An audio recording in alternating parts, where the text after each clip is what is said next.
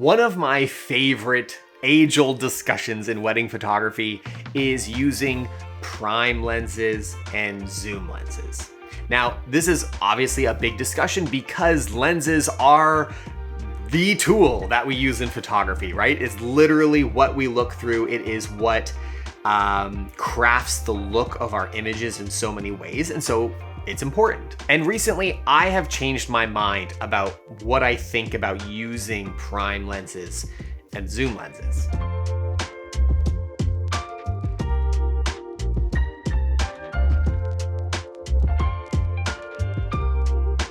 When I first started in photography, my philosophy was I want everything covered with every focal length possible. So I want a 24 to 70, I want a 70 to 200. So I have everything from 24 to 200.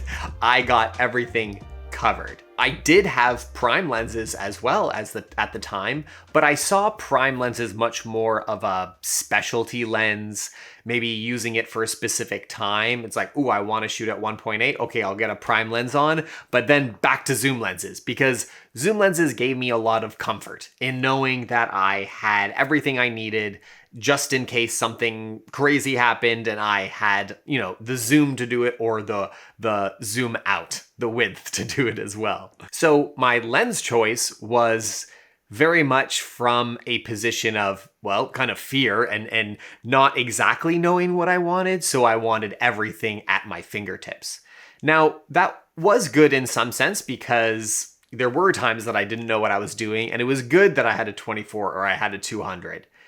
But that was not a good decision as I progressed as a photographer. It was not a good reason to have lens selection based on fear, right? I wanted to refine my style a little bit more. I wanted to make intentional choices in what I was building. And I realized because I was using those two zoom lenses and because of my philosophy at the time, I didn't have much consistency. I didn't have much visual consistency in how I was shooting weddings. And again, I think for a long time, I actually thought it was the zoom lens's fault, which I don't think it was the zoom lens's fault, but the zoom lens lends itself to that type of thinking because of the safety net that it gives you, if that makes sense so far. Because I had the same issue with having prime lenses. I had prime lenses in my bag as well, but I would kind of panically pull them out, be like, which is this a good one? Is this a good one? Is this a good one? Like, oh, maybe I should be shooting at 1.8. That would be cooler. Oh, take my zoom lens off. I kind of had this sense of panic all the time as I was shooting because I always felt like I didn't have the right lens on me, or at some point something was going to change and I needed something else. And because of that, I wanted to change. I didn't want to shoot weddings like that anymore. And so I looked to create consistency in the type of lenses that I used. And so I decided, you know what? I want to shoot with the 50 millimeter all the time. And so I'll have a ton of visual consistency. And at the time, visual consistency was my number one priority, right? Not even just my lens selection, but I was developing my preset. This was the beginning of developing the preset that I, have for sale on my website now, because I wanted to create not just a lens consistency, I wanted to create editing consistency and color consistency. And so I was going all crazy, okay? I was obsessed about being consistent because for so long I was just shooting at 24, 31, 57, 114. And I wanted to do something different. So I switched to a 50 millimeter for 95% of the weddings that I shot for years. I did this, and I introduced a 24 to 70 f4 so I wouldn't be tempted to use it too much. But that was much more for really specific shots, like reception wide shots, family shots, stuff like that. And I thought that had solved all my problems, right? But as any good artist, I want to evolve and push myself and create new work. And my personality is I get kind of bored of things every so often. So I want to shake it up and try new things. And as I've reflected about how I thought about zoom lenses in the past and prime lenses again, I've come to seeing this discussion a little differently because I spent a bunch of my career doing all random things all the time with zoom lenses. And then I spent a good chunk of my career being super disciplined in just using a 50 millimeter. And this is what I've changed my mind about, is that it's not the zoom lens's fault and it's not the prime lens's fault. It was my lack of intentionality. Now, the tricky thing about intentionality with using lenses, and stick with me here, I hope this is going to make sense, is that in order to get really intentional about your lens selection, you also need to know what you like and have a good grasp and understanding of what lenses will do what and what focal lengths will do what.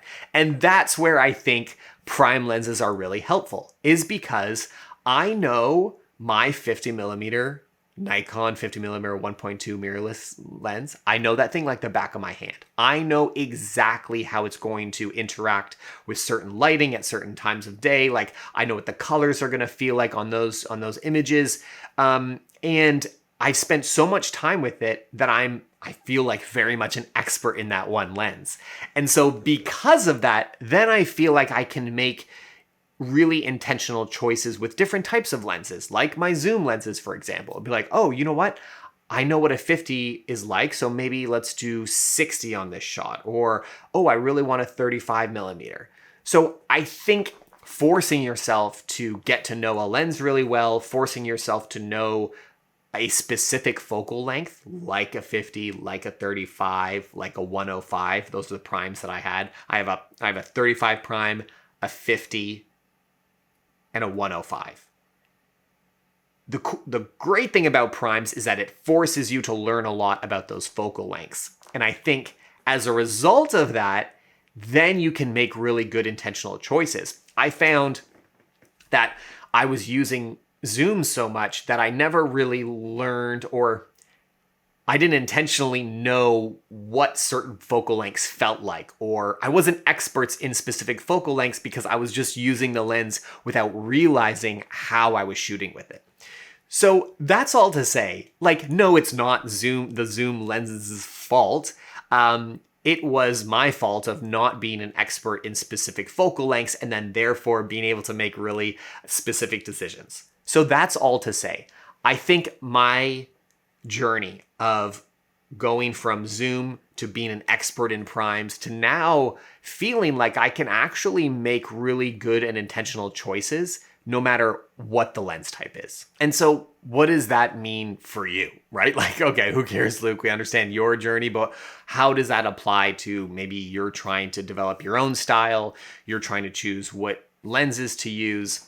I think my recommendation is this, is no matter whether you have a prime lens or a zoom lens, is to force yourself to make really specific choices and get to know certain focal lengths. So even if you have a 24-70, get on that. When you get your camera out and you're like, I want to try some things, be like, I'm going to try a bunch of shots at 35 and then see what they look like. And then go onto your computer and look at them and understand what a 35 does to your image and how it makes it feel. And I think the most important thing to learn is what really resonates with you. A little trick that you can do is if you pull all your images shot on a zoom lens into Lightroom, you can sort the metadata by the focal length. And then you can go through each focal length and be like, I want to see all the photos shot at 52 millimeters, okay? And then you can look at them and then sort through them and be like, oh, okay, I like this. You know what? I like the photos better when they're at 40 millimeters. I like the energy that it brings. And this is where the discussion of my change of mind is coming in, is that I want more, right? Like, don't get me wrong. I love my 50 millimeter. I will continue using it. It's like a bedrock of my style in a lot of ways. But because I've been such an expert in just specific focal lengths, I want more things to play with. I want some wider focal lengths in my portfolio because I specifically know what focal lengths I want and I know what it will do to my image, and I want more of that. And so that's where I've changed my perspective on this, is that lenses are just tools. honestly, in a lot of ways, it doesn't matter which lens you use. Of course, there's some that are more beautiful than others.